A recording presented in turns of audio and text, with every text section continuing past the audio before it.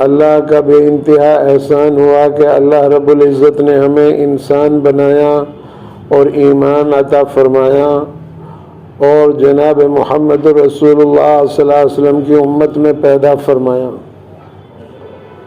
میرے عزیزو، اللہ نے یہ جمعے کا دن اس امت کو عطا فرمایا، پہلی امتوں کو عطا نہیں فرمایا۔ اللہ تعالیٰ قرآن میں فرماتا ہے کہ اے مسلمانوں، جمعے کے دن جب مؤذن اذان دے اور تمہیں بلائے تو تم جو ہے اللہ کے گھر کی طرف دوڑ کر آ جاؤ، اب اپنا کاروبار ترک کر دو، اپنی تجارت، اپنی خرید و فروخت بند کر دو،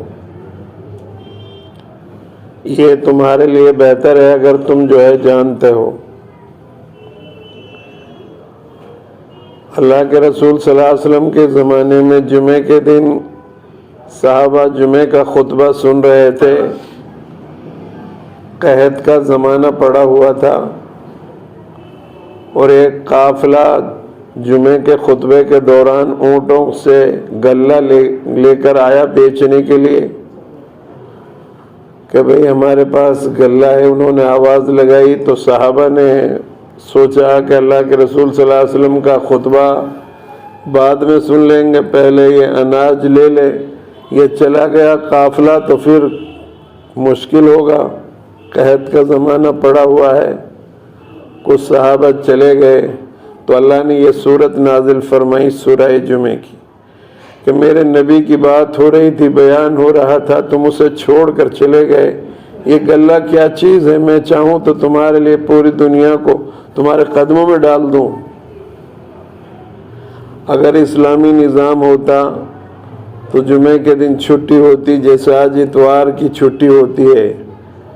اتوار یہودیوں کا دن ہے، وہ اس کو بڑا دن سمجھتے ہیں، ہفتے کے دن کو، اور اتوار عیسائیوں کا بڑا دن ہے۔ اور اللہ نے ہمیں جو دیا ہے اپنی طرف سے یہ جمعے کا دن دیا ہے۔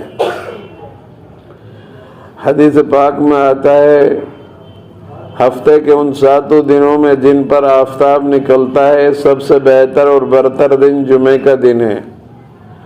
جمعے کے دن اللہ نے آدم علیہ السلام کو پیدا فرمایا اور جمعے کے روز ان کو جنت میں داخل کیا، اور جمعے کے روز ہی ان کو جنت سے اس دنیا میں لے کر آئے جہاں ان سے نسل انسانی کا سلسلہ شروع ہوا، اور قیامت بھی جمعے کے دن آئے گی۔ جب تک سورج غروب نہ ہو جائے جمعے کے دن ہر مخلوق ڈرتی ہے کہ کہیں قیامت نہ آ جائے۔ ہم نے کتابوں میں پڑھا اسلاف کے زمانے میں جو ہم سے پہلے سلف صالحین گزرے ہیں، جہاں جمعے کی نماز ہوتی تھی پہلے سے ہی لوگ جو ہے آنے شروع ہو جاتے تھے فجر کے بعد سے ہی، اور مسجدوں میں ایک ازدحام ہوتا تھا، گنگناہٹ ہوتی تھی، کوئی قرآن پڑھتا تھا، کوئی ذکر کرتا تھا، کوئی نفل نماز پڑھتا تھا، کوئی دعا میں لگا رہتا تھا، پورا دن جو ہے اس طرح مسجدوں کو آباد کرتے تھے۔ آج ہم جو ہے اخیر میں آتے ہیں جب جمعے کا نماز شروع ہوتی ہے اور دعا بھی نہیں مانگتے، فوراً چلے جاتے ہیں۔ یہ تو ہماری جمعے کی نماز کا حال ہے۔ اللہ کے رسول صلی اللہ علیہ وسلم نے ارشاد فرمایا جمعے کے دن جہاں جمعہ ہوتا ہے مسجد کے دروازے پر فرشتے کھڑے ہو جاتے ہیں، جو پہلے آتے ہیں ان کا نام اپنے رجسٹر میں لکھتے ہیں، اور جو پہلے آیا اس کو ایسا ثواب ملا جیسے ایک اونٹ اس نے اللہ کے راستے میں صدقہ دے دیا ہو، جو اس کے بعد میں اس کو ایسا ثواب اللہ دیتا ہے جیسے اس نے ایک گائے صدقہ دی ہو، جو اس کے بعد آیا جیسے اس نے ایک مہنڈا صدقہ دیا ہو، اور اس کے بعد جو جیسے انڈا صدقہ کر دیا ہو۔ اور جب امام صاحب بیان کرنا شروع کر دیتے ہیں تو فرشتے اپنے رجسٹروں کو لپیٹ کر رکھ دیتے ہیں، اب بعد میں آنے والوں کا نام فرشتوں کے رجسٹر میں نہیں لکھا جاتا۔ اللہ کے رسول صلی اللہ علیہ وسلم جمعے کی تیاری کرتے تھے، ناخنوں کو بناتے تھے، بغل کے بال بناتے تھے، زیر ناف کے بال بناتے تھے، خط بناتے تھے، غسل کرتے تھے، مسواک کرتے تھے، خوشبو لگاتے تھے اور اول وقت مسجد میں آتے تھے۔ یہ نبی صلی اللہ علیہ وسلم کی سنت ہے اور آپ صلی اللہ علیہ وسلم کا طریقہ ہے۔ حدیث پاک میں آتا ہے جمعے کا روز ایک ایسی گھڑی ہے جو آدمی اس میں اللہ سے مانگے گا، اللہ اس کی دعا کو ضرور قبول کرے گا۔ جمعے کا روز آپ صلی اللہ علیہ وسلم نے فرمایا سورہ کہف پڑھو اور قرآن مجید کی تلاوت کرو، جمعے کے روز درود شریف کا اہتمام کرو اور جمعے کے روز دعاؤں کا اہتمام کرو۔ اللہ تبارک و تعالی جمعے کے دن دعاؤں کو سنتا ہے۔ بہرحال جمعے کی ہم اس طرح سے تیاری کریں گے انشاءاللہ، تو یہ اس جمعے سے لے کر آنے والے جمعے تک جو چھوٹے چھوٹے ہمارے گناہ ہیں، اللہ ان جمعوں کی برکت سے ان کو معاف فرما دے گا، اور اللہ تبارک و تعالی ان اعمال کی برکت سے زمین سے لے کر آسمان تک ایک نور ہمارے لیے چمکتا رہے گا، اور ہم جو ہیں جمعے کا اس طرح سے اہتمام کریں، انشاءاللہ کریں گے۔ اب ایک حدیث میں آپ کو بتاتا ہوں، اللہ کے رسول صلی اللہ علیہ وسلم نے ارشاد فرمایا قیامت کے قریب تمہارے اوپر دوسری قومیں اس طرح ٹوٹ پڑیں گی جس طرح بھوکا آدمی دسترخوان پر ٹوٹ پڑتا ہے۔ تو آپ کے اصحاب نے آپ سے عرض کیا یا رسول اللہ صلی اللہ علیہ وسلم، اس وقت ہماری تعداد کم ہوگی، جو ہمارے اوپر دوسری قومیں، ہمارے دشمن جو ہیں وہ ہمارے اوپر بھوکے آدمی کی طرح، جیسے بھوکا آدمی کھانے پر ٹوٹ کر پڑتا ہے اس طرح وہ ہمارے اوپر ٹوٹ پڑیں گی۔ تو نبی صلی اللہ علیہ وسلم نے ارشاد فرمایا نہیں، تعداد تو تمہاری بہت ہوگی لیکن تم بالکل کمزور ہو چکے ہوگے، جیسے ہوا کے سامنے تنکا کی کوئی حقیقت نہیں ہوتی، حیثیت نہیں ہوتی۔ ہوا چلتی ہے اور ایک تنکا ہوتا ہے، گھاس کا پتا، تنکا اس کو کہتے ہیں، سوکھا ہوا گھاس کا پتا ہوا میں اڑ جاتا ہے، اسی طرح تم بھی جو ہے بے جان ہو جاؤ گے۔ صحابہ نے عرض کیا رسول اللہ صلی اللہ علیہ وسلم، اس کی کیا وجہ ہوگی کہ ہم اتنے کمزور ہو جائیں گے؟ آپ صلی اللہ علیہ وسلم نے ارشاد فرمایا اس کی وجہ یہ ہوگی کہ تم جو ہے دنیا سے محبت زیادہ کرو گے۔ آج دنیا سے ہم لوگ اتنی محبت کرتے ہیں، اتنی محبت کرتے ہیں، اتنا دین سے محبت ہمیں نہیں ہے۔ سنتیں ہماری چھوٹ رہی ہیں، فرض نماز ہمارے چھوٹ رہے ہیں، کتنے لوگ روزہ رکھیں گے، کتنے لوگ زکوٰۃ ادا کرتے ہیں، کتنے لوگ اپنے عقائد کو درست رکھے ہوئے ہیں،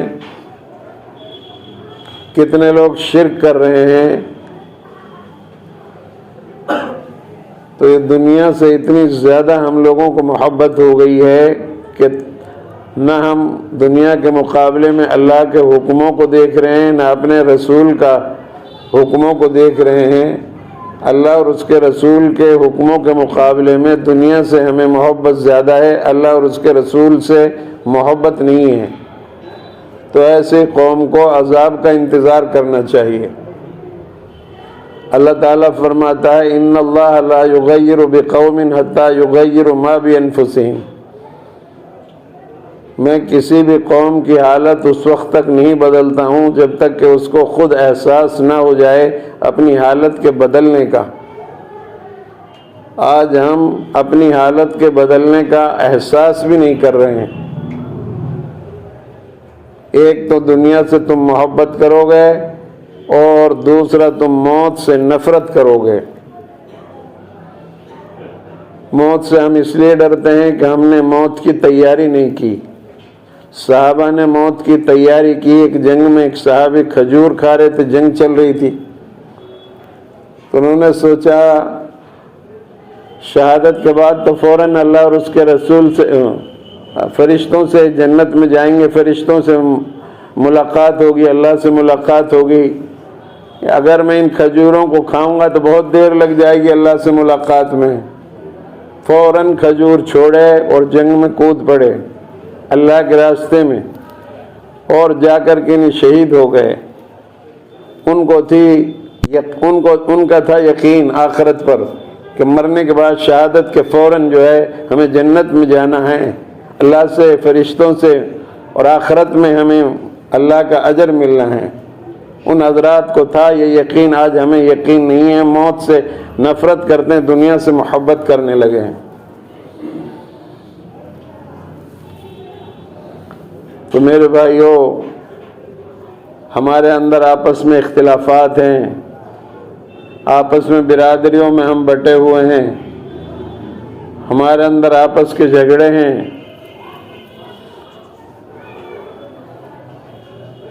فرقوں میں تقسیم ہے، برادریوں میں، علاقوں میں، یہ اس علاقے کا ہے، یہ اس علاقے کا ہے، یہ اس برادری کا ہے، وہ اس برادری کا ہے، اسی میں ہم لگے ہوئے ہیں۔ ساری دنیا متحد ہے اور ہم منتشر ہیں۔ متحد ہو تو بدل سکتے ہو دنیا کا نظام، منتشر ہو تو پھر مرو شور مچاتے کیوں ہو۔ ہم متحد ہوں، لا الہ الا اللہ محمد رسول اللہ پر جمع کیا ہمارے نبی نے ہم کو۔ حرم پاک بھی ایک، اللہ بھی ایک، قرآن بھی ایک، کیا اچھا ہوتا جو ہوتے مسلمان بھی ایک۔ کہیں فرقہ بندی، کہیں ذاتیں ہیں، کیا پنپنے کی دنیا میں یہی باتیں ہیں؟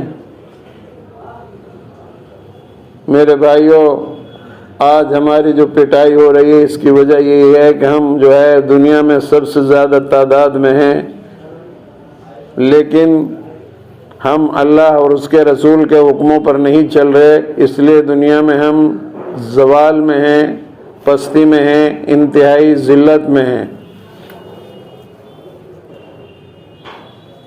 جس قوم نے ساری دنیا کو سبق دیا اور ساری دنیا کو سلیقہ دیا، ساری دنیا کو علم دیا،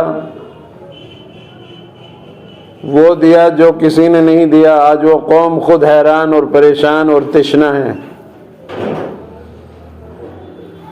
تمام مسائل کا حل میرے بھائیوں اللہ نے اس دین میں رکھا ہے۔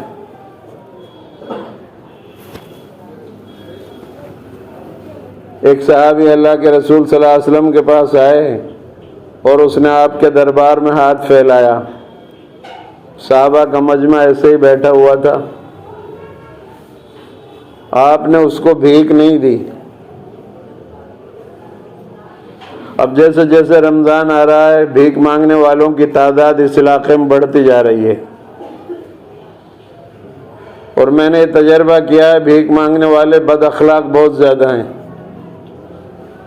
اگر کسی مسجد کا اصول یہ ہے کہ یہاں اعلان نہیں ہوگا اور امام صاحب نے اس سے کہہ دیا بھی یہاں اعلان نہیں ہوتا کسی کا بھی، تو بس وہ گالی دے کر جائیں گے۔ ایک صحابی نے ہاتھ پھیلایا، اللہ کے رسول نے اس کو نہیں دیا اور فرمایا تیرے گھر میں کچھ ہے؟ جی میرے گھر میں تو کچھ نہیں۔ وہ کچھ تو ہوگا، وہ ایک پیالہ ہے لکڑی کا، تو آپ صلی اللہ علیہ وسلم نے فرمایا اسے لے کر آؤ۔ وہ لے کر آیا۔ اس مجمع میں آپ صلی اللہ علیہ وسلم نے اس کو اعلان کیا کہ اس کو 2 درہم میں کون خریدے گا؟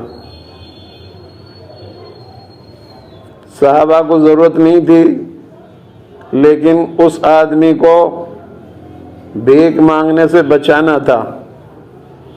ایک صحابی نے کہا میں 2 درہم میں خریدوں گا۔ ہمارے لیے سبق ہے یہ واقعہ۔ اسلام نے یہ جو ہاتھ ہے اس کو زیادہ فضیلت عطا فرمائی ہے بنسبت اس کے۔ آج امت کا ہاتھ یوں ہے، اللہ کے رسول نے فرمایا طاقتور مومن کمزور مومن سے زیادہ بہتر ہے. تم تو دینے والے ہو، لے کیسے رہے ہو؟ ہر ہتھ کنڈا اپنائیں گے، ہر ہتھ کنڈا. مسجدوں میں اعلان کرنا بھیک کے لیے منع ہے. اللہ کے رسول صلی اللہ علیہ وسلم کے زمانے میں ایک صحابی نے کہا کہ جی میرا اونٹ گم ہو گیا ہے. مسجد نبوی میں کھڑا ہو کر اعلان فرمایا. آپ نے فرمایا اس کا اونٹ کبھی نہ ملے، اس نے مسجد کا اصول توڑا. نہ یہاں بھیک مانگنے کا اعلان ہوگا، نہ یہاں چندہ کرنے کا اعلان ہوگا.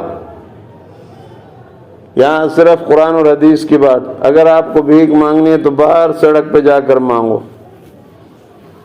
اول تو اسلام میں بھیک ہے نہیں، اتنی مانگ سکتے ہو جتنا تم ایک وقت کی روٹی کھا سکو، اس کے بعد کماؤ. تو ایک صحابی نے اس کو 2 درہم میں لے لیا پیالے کو. پھر آپ صلی اللہ علیہ وسلم نے اس سے فرمایا کہ ایسے کر، یہ تمہاری رقم ہے، تمہارا پیالہ میں نے 2 درہم میں بیچ دیا، تم اس کی جو ہے کلہاڑی خرید کے لے آؤ.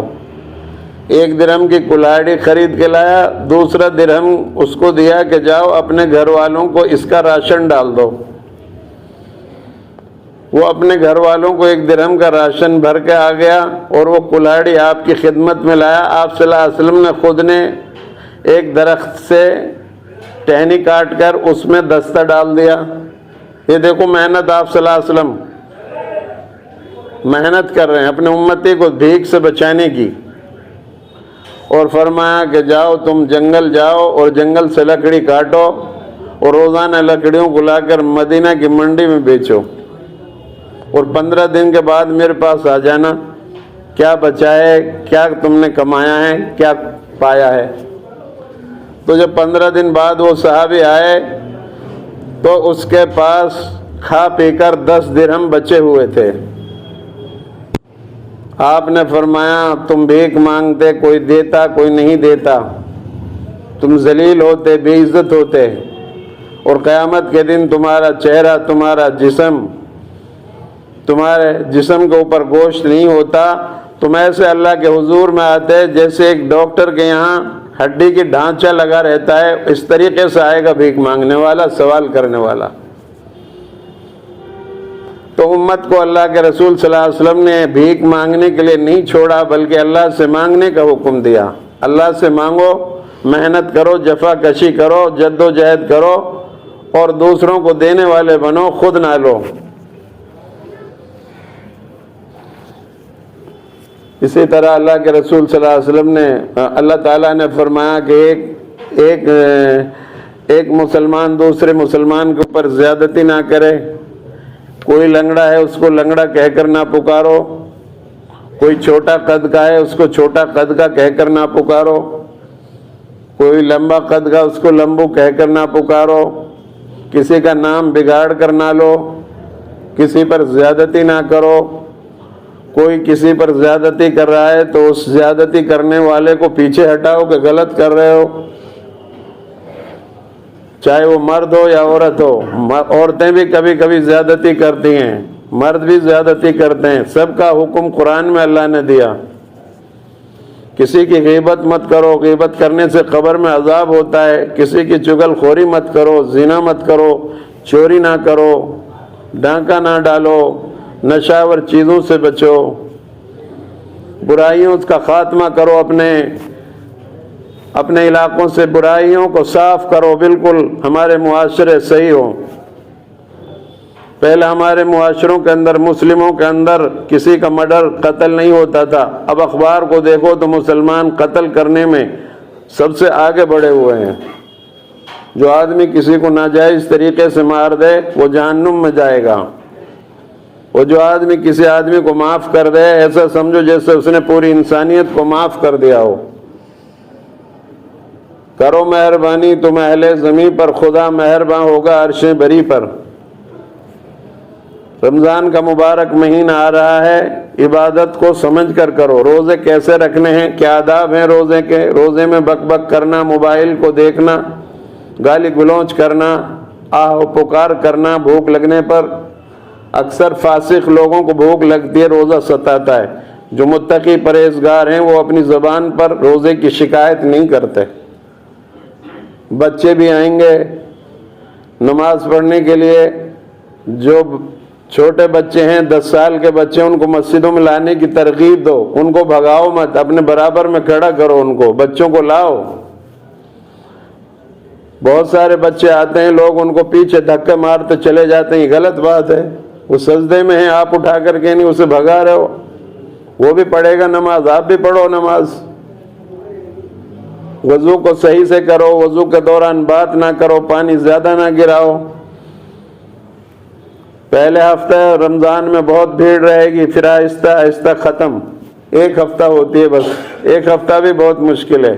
پہلے دن تراویح میں بہت لوگ ہوں گے، پھر آہستہ آہستہ ختم. یہ مسلمانوں کی رمضان کی عبادت کا حال بتا رہا ہوں. 1 مہینے کے روزے فرض ہیں، چاہے وہ مرد ہو یا عورتیں ہوں.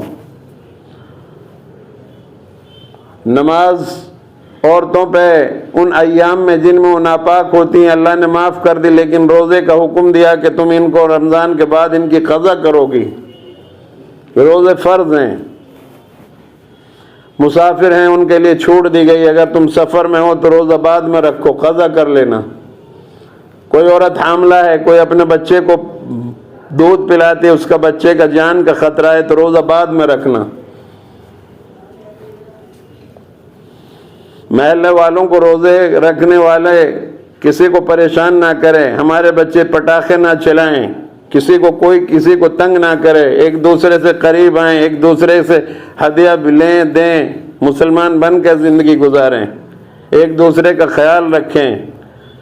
اپنے محلے میں جو عورتیں ہیں، جو بیوہ ہیں، جو مسکین ہیں، ان کو خیال رکھیں. جو غیور مزاج ہیں وہ مانگنے کے لیے نہیں جاتے، جو بے غیرت لوگ ہیں وہ مانگتے پھرتے ہیں، وہ عزت کی وجہ سے گھر سے باہر نہیں نکلتے. اجنبی لوگوں کو نہ دیں. رکشے میں بیٹھ کر بھیک مانگ رہے ہیں، طرح طرح سے جھوٹ بول رہے ہیں، ان لوگوں کو بھیک نہ دیں، اپنی زکوٰۃ صحیح لوگوں کو دیں. مسلم پرسنل اللہ کے صدر مولانا خالد سیف اللہ صاحب فرماتے ہیں کہ ہم RSS کے دفتر میں ملنے کے لیے گئے RSS کے لوگوں سے، تو وہاں ہم نے دیکھا کہ RSS کے دفتر کے اندر علماء، مسلمان علماء، وہ حدیثوں کوئی ریسرچ کر کے ان کو بتا رہے ہیں کہ اس حدیث پر یہ اعتراض ہے، اس حدیث پر یہ اعتراض ہے. جو آج یہ ٹی وی میں بیٹھ کر قرآن اور حدیث پر اعتراض کرتے ہیں، ان کو ہمارے علماء جو ہے بتاتے ہیں، ان کو تنخواہیں دیتے ہیں وہ لوگ. جب مولانا خالد سیف اللہ صاحب نے فرمایا تمہیں شرم نہیں آتی، تم اسلام کے بارے میں اس طرح سے کر رہے ہو، تو انہوں نے بتایا کہ ہمیں 2 لاکھ 1.5 لاکھ روپے یہ تنخواہ دیتے ہیں، آپ دے دو ہمیں تنخواہ، ہم آپ کے پاس آ جائیں گے. تو ایسے علماء بھی ہیں، ایسے علماء پر لعنت. قرآن کی خامیوں کو اور گہرائیوں کو بتانے والے یہ لوگ ہیں ان کے لیے، جو آج وہ بیٹھ کر کے نہیں نیوز پر ہمارے قرآن اور حدیث میں غلطیاں بیان کر رہے ہیں. تو اسلامی معاشرہ منظم ہو، ہم مضبوط بنیں، کمزور نہ بنیں، ہمت سے رہیں، معاف کریں، لوگوں کو درگزر کریں، عزت کے ساتھ زندگی گزاریں، ذلت اور رسوائی کی زندگی سے بچنے کی کوشش کریں. ملے خوش کی روٹی جو آزاد رہ کر وہ ہے خوف ذلت کے حلوے سے بہتر. یہ کما کر تم دنیا میں چھوڑ کر چلے جاؤ گے، اور موتیں بہت آ رہی ہیں، قیامت کے قریب موتیں بہت ہوں گی، اچانک کی موت بہت ہوں گی، اور آدمی چلا جاتا ہے، اس کی دولت باقی پڑی رہ جاتی ہے، پھر بچے اس پر لڑتے ہیں، وارثین لڑتے ہیں اس پر، اور ہمارے لیے کوئی ثواب نہیں بھیجتا. آج اپنے ہاتھ سے کچھ جو ہے اچھا کام کر کے جائیں تاکہ موت کے بعد ہمارے لیے ثواب ملتا رہے، صدقہ جاریہ بنتا رہے. اچھے کام کریں، نیکیاں کریں، تقوی طہارت والی زندگی گزاریں، قرآن پاک صبح شام پڑھیں، ذکر کریں، توبہ اور استغفار کریں، اللہ سے معافی تلافی کریں، پوری انسانیت کے لیے روئیں دھوئیں. اللہ کے رسول صلی اللہ علیہ وسلم صرف مسلمانوں کے لیے نہیں ہیں بلکہ پوری کائنات کے انسان جتنے بھی برادریاں رہتی ہیں سب کے لیے ہیں، اور یہ امت بھی سب کے لیے فائدہ پہنچائے. اگر وہ جواب دے رہے ہیں، ہم سے لڑنا چاہتے ہیں تو ہم نرمی سے بات کریں،